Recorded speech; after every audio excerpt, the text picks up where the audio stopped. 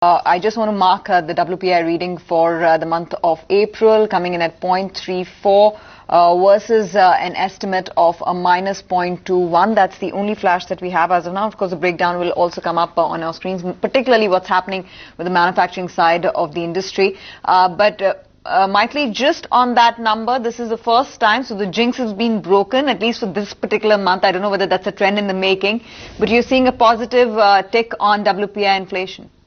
Well, absolutely. And it's interesting, Tanvi, that you call it a jinx. In the past, we would call a positive WPI because inflation was always been a bugbear in India. But we reached a situation where a negative WPI is treated as a jinx. So that's one real big positive, apart from the positive of the WPI itself moving into positive territory. But we'll have to wait and see whether Saugata's predictions of the WPI moving back into negative will also hold. In which case, I think perhaps we should not draw too much comfort, quote unquote, from the positive WPI. We'll have to wait and see what the internals are. I see the primary articles inflation is 2.34, not very much higher than what it was in March. So I think as far as primary articles are concerned, we are in safe territory. We'll have to wait and see what the manufactured inflation number is to see whether some of that excess capacity has really been taken care of. Come in at 0.7%. That number has come in at 0.7% versus a minus tick there as well in the month of March of 0.13. So there's been quite a big jump on that front as well.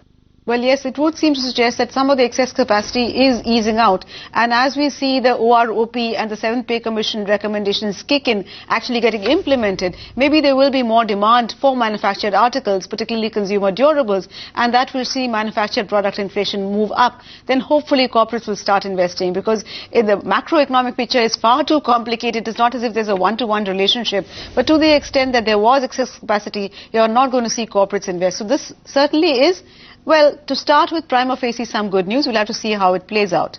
All right, very quickly, Aditi, your sense, are these numbers pretty much on expected lines in the sense that, you know, largely the market was going in with a higher WPI number in the April reading? So these are a little bit higher than what our baseline projection was, because we had penciled in a minus 0.3%. And I think both the numbers that you mentioned so far are a little bit higher, both on the manufactured side as well as the primary articles side. Particularly, I think what we're going to see now is that with the manufactured goods, there could be some pass-through of some of the tax-related changes post the budget, and secondly, beginning of the year, beginning of the fiscal year, some amount of price changes. But overall, I would say that, if the bulk of this increase in manufactured product is coming in from the core side and not from the food side of manufactured products, which includes things like sugar, then perhaps we can start to say that at least there is some amount of pricing power which is coming back, as Maitli said, in anticipation of the OROP and the Pay Commission funds boosting consumer demand to some extent.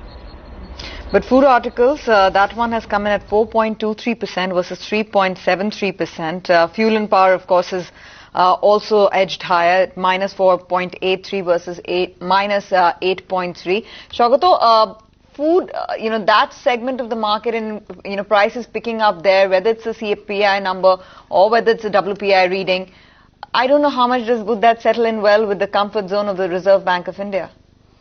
Well, hopefully it's like these are the hot months, April and potentially also May, till the rains set in. You're absolutely right that this is worrying. It's not just pulses which is ticking up again. I mean, it's across the board. All the protein items, even cereals to a certain extent, vegetables, fruits, it's all across the board. But I hope that this is related to the hotter April and hotter May that we have seen in 2016 vis-a-vis 2015. The disruptions, and remember that as the drought continues, the cumulative effects of the drought begin to have a even worse effect. The effect in April 2016 versus April 2015, I think is even worse. So hopefully, I think things will cool down if we do indeed get good rains. But this is something, as we said before, that this is on governor's mind, the RBI's mind, and potentially together with the inching up of the core inflation, I think we need to be a little careful on this.